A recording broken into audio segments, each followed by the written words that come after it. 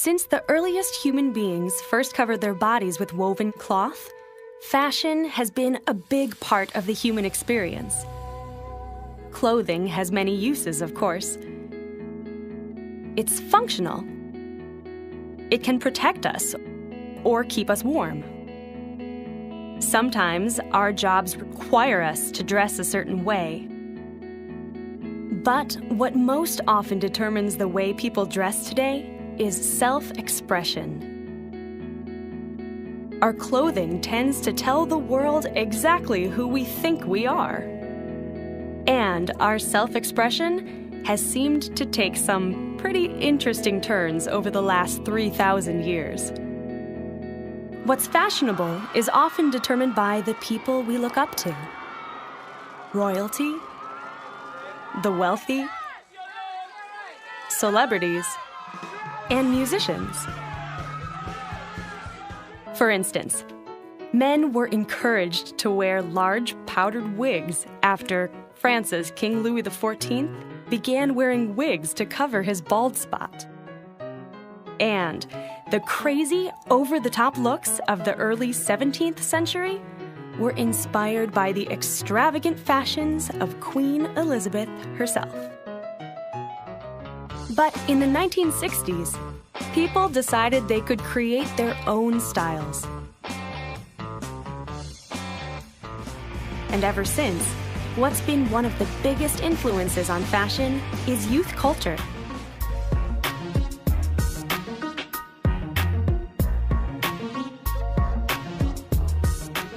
So, how are fashions created?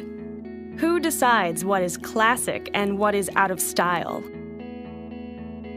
Sometimes, what's behind a new fashion trend is comfort. But sometimes it's just the opposite. There are a lot of people who don't mind being uncomfortable as long as they look good. Sometimes a fashion starts as a necessity.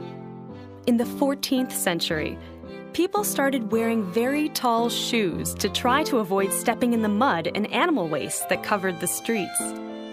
Some shoes were as high as 30 inches.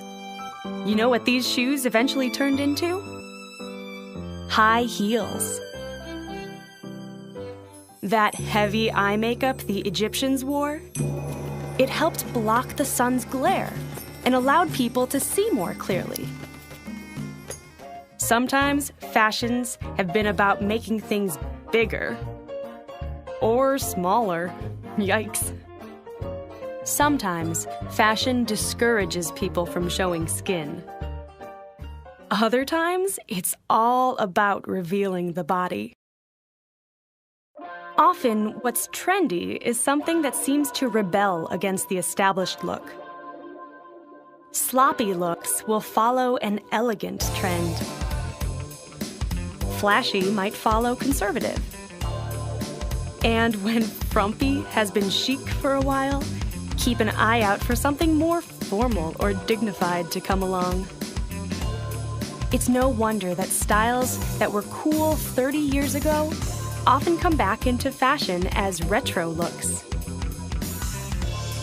So what will be stylish tomorrow? Will it be a funky, futuristic look like in the movies? Or more old fashions that have been recycled? Or a quirky combination of the two?